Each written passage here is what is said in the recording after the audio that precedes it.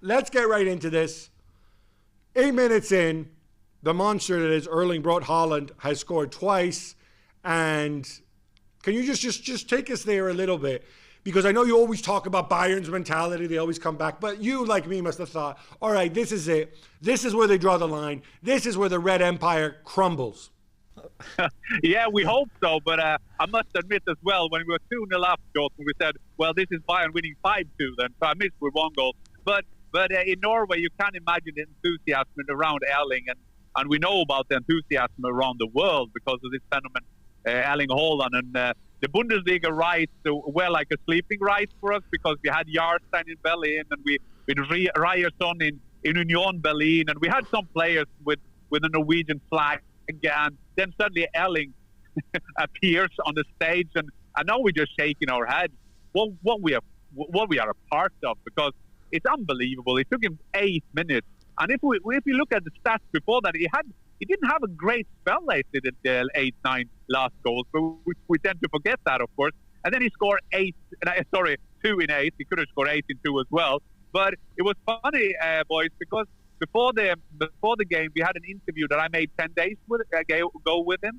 And then he said, every time Bayern play, every time Robert Lewandowski plays, I watch it on TV. I try to learn from Robert Lewandowski how to improve my game. And the problem is only when I score 1 goal, this guy always scores 3. So this was his prediction before the game. So you can imagine how he felt during the game. It's easy to narrow this down to the battle of the strikers, the future and the present. I don't quite know if people's minds work that way, but there's no question that Lewandowski and then Sané popping up where he goes and that move where he leaves Nico Schultz on the spot. Yeah, but then it's a shot. Yeah, it's not a cross from Leroy Sané. You think so? I think he hits it with his right foot, and because it's his right foot, it goes as a cross, and then it's a tap in.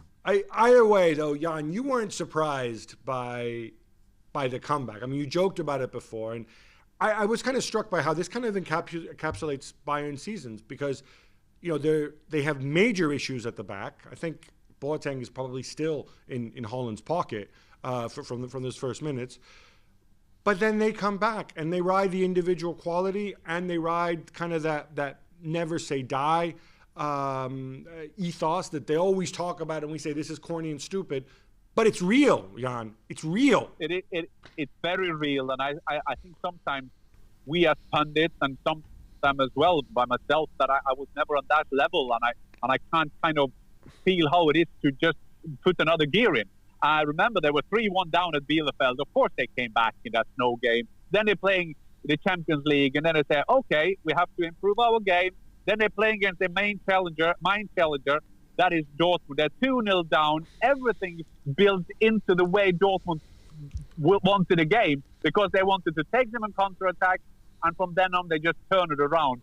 Having said that with Sané, I think that trick that he did on Schultz before he first took a run to get Schultz away, then he got the ball, and that shoot trick was one of the best moments of the game. That was fantastic. And of course, it doesn't matter if it's a cross or a shot. Of course, Robert Lewandowski is the end of that ball too. But in giving compliments to Erling Haaland, wow, we have to compliment Bayern Munich. Although they are conceding, I think they've conceded more goals now than they did whole last season. And they have the best goalkeeper in the world back there. And still, they manage just to win, even under pressure. RB Leipzig being like the Führer of the Bundesliga for 2 minutes.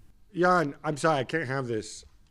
We have to stop. You really believe that Manuel Neuer is the best goalkeeper in the world? I don't think he's the best German goalkeeper, let alone the best goalkeeper in the world. Am I wrong, Jules? That's punchy from you. I mean, is this something we say? But do you think Neuer is on the level he was at last season? I think Manuel Neuer is the best goalkeeper in the world. And if you come up with a better one, you can talk me into that. But who is the better one? So you think Ter Stegen is better than Neuer right now, with the season that Ter Stegen has been having as well? I think that Manuel Neuer is better keeper than Ter Stegen, and I feel unlucky for Ter Stegen that he is a part of that generation that he don't get a lot of games yet. Well, I think that's a big call. Do you think Ter Stegen is better? It's a big call. Yeah, I think Oblak is better too, for what it's worth, and I think Courtois is better. But hey, that's just me. just quickly here for a TV segment, Jan, I know Edin Terzic will be slaughtered by Jules very shortly, and probably by me too. Then again, no Jadon Sancho, no Guerrero, which I think makes a difference. No Akanji. Witsel, of course, has been out for a while. I mean, Reina. Well, Reina, yeah, and Gio Reyna, yeah. I mean, should we be a bit kinder to him? I don't think you should be kinder to them. I agree with you. They went into this game in 4 wins in a row, and you can ask yourself, do we think that all these players would Sancho have traveled if this was a decisive Champions League game? Maybe.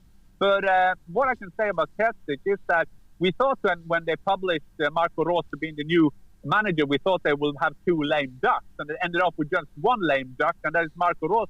And I 100% agree with the reports in Germany. If there was fans in the stadium, Marco Rose would have been fired now at Gladbach. I think that when I talk to the players of Dortmund, they are very happy with Terzic. They say he's working very hard in training to define their roles and everything. But it's all about getting that top 4. They sacked Faber because they wanted to get closer to Bayern, and being outside top 4 is scandalous for Dortmund. And I think that could have enormous consequences for their player logistic, as they nice say. Thanks so much for watching ESPN on YouTube. And for more sports highlights and analysis, be sure to download the ESPN app. And for premium content and live streaming, subscribe to ESPN Plus.